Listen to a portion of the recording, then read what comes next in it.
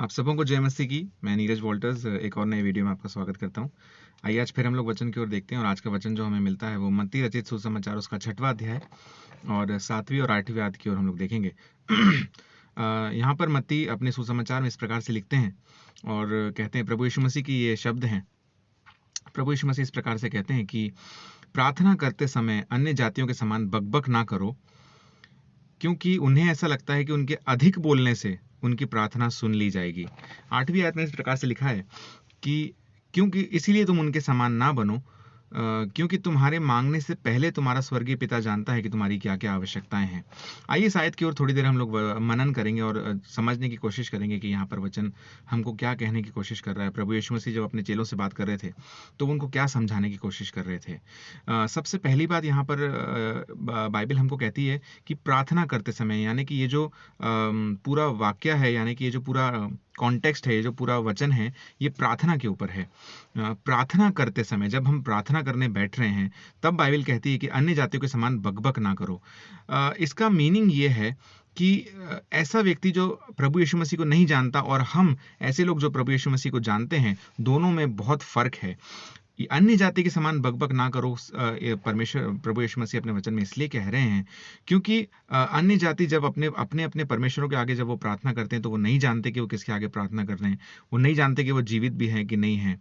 इसलिए जब उनका उनके परमेश्वर के साथ में कोई कनेक्शन नहीं है, तो इसीलिए वो अपने अधिक शब्दों की वजह से उनको ऐसा लगता है कि हमारी प्रार्थनाओं को सुन लिया जाएगा। लेकिन प्रभु यीशु मसीह हमसे ये कह रहे हैं कि तुम जो मसीह को जान गए हो, तुम जो प्रभु यीशु मसीह को अपना उद्धारकर्ता करके जान गए हो, अब तुम अन्य जातियों के समान प्रार्थना में बकबक ना करो, क्योंकि उन्हें ऐसा लगता है कि उनके अधिक शब्द बोलने से, उनके अधिक शब्दों का प्रयोग करने से उनकी प्रार्थनाओं को सुन लिया जाएगा। यानी कि यहाँ पर बाइबल हमको क्लियर कहना चाह रही है कि एक तो प्रार्थना करते समय की ये बात हो रही है, दूसरा हमको बाइबल क्लियर ये बताती है कि जब हम प्रार्थना करने बैठते हैं तो अधिक शब्दों का हमको प्रयोग नहीं करना है और हमको ये नहीं सोचना है कि हमारे अधिक शब्दों से या हमारे अच्छे शब्दों से या हमारी अच्छी वोकैबुलरी से या जितना बाइबल के वचन हम बोलेंगे या जितना हम अच्छी अच्छी बातें करेंगे, उन बातों की वजह से परमेश्वर हमारी प्रार्थनाओं को सुनेगा। ऐसा बिल्कुल भी नहीं है। 8वीं आयत में बाइबल इस बात को क्लियर करती है, प्रभु यीशु मसीह क्लियर करते हैं।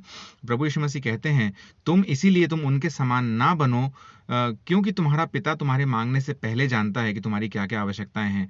जी हाँ, प्रभु यीशु मसीह ये जानते थे कि जब आप प्रार्थना करने बैठेंगे तो अब जरूर हम अपनी आवश्यकताओं को प्रभु यीशु मसीह के आगे रखेंगे। लेकिन यही बाइबल हमको सिखा रही है और यही बाइबल हमको कह रही है कि प्रार्थना आवश्यकताओं के लिए है ही नहीं, और प्रार्थना का आवश्यकताओं से कोई लेना देना नहीं है। प्रार्थना कभी भी आवश्यकताओं के लिए नहीं होनी चाहिए, क्योंकि वचन हमको ये सिखा रहा है कि प्रभु यीशु मसीह कह रहे हैं कि तुम्हारा स्वर्गीय पिता पहले से जानता है कि तुम्हें किन किन चीज़ों की आवश्यकता है, तुम्हारी क्या क्या आवश्यकताएं हैं। इसीलिए प्रार्थना जब हम करने बैठे तो आवश्यकताओं के बारे में जिक्र करने की, परमेश्वर को बताने की कोई ज़रूरत नहीं है। प्रार्थना, मुझे ऐसा लगता है कि आत्मा से आत्मा का कनेक्शन है। जब हमारी आत्मा प्रभु यीशु मसीह की आत्मा के साथ, परमेश्वर की आत्मा के साथ, पवित्र आत्मा के साथ जब कनेक्ट होती है, तब असली प्रार्थना शुरू होती है। जब स्पिरिट टू स्पिरिट टॉक होता है, हमारी आत्मा परमेश्वर की आत्मा के साथ कनेक्ट होगी, तब असली प्रार्थना शुरू होगी। हमारे जो शब्द हैं, हमारे जो वर्ड है, हमारी जो वोकैबुलरी है, उसका प्रार्थना से, असली प्रार्थना से कोई भी लेना देना नहीं है। इसीलिए बाइबल हमको सिखाती है कि हमको अन्य जातियों के समान नहीं बनना है, हमको अपनी प्रार्थना में बकबक नहीं करना है, यानी कि बहुत शब्दों का प्रयोग नहीं करना है। मेरा ऐसा मानना है कि सिर्फ हम प्रभु के आगे अगर बैठ सकते हैं कुछ समय के लिए, तो पवित्र आत्मा हमारे अंदर में ऐसा काम करता है और हमको ऐसा तैयार करता है कि हमारा आत्मा परमेश्वर के आत्मा के साथ कनेक्ट होता है, और फिर अन्य शब्दों के द्वारा, अन्य भाषाओं के द्वारा और विचित्र बातों के द्वारा हम प्रार्थना कर सकते हैं। लेकिन सांसारिक लोग जिस तरीके से अपने अपने अपने भगवानों के आगे, अपने अपने परमेश्वर के आगे जैसे वो प्रार्थना करते हैं, वैसा बाइबल कहती है कि तुम उनके समान ना बनो, लेकिन अपने जीवित परमेश्वर को पहचाने और ये जाने कि आपकी आवश्यकताएं, आपके मांगने से पहले वो जानता है कि आपको क्या क्या चाहिए। इसीलिए आवश्यकताओं को प्राथमिकता ना दें अपनी प्रार्थना में, परंतु परमेश्वर को की आत्मा के साथ कनेक्ट होने के लिए उस बात को हमें प्राथमिकता देनी है।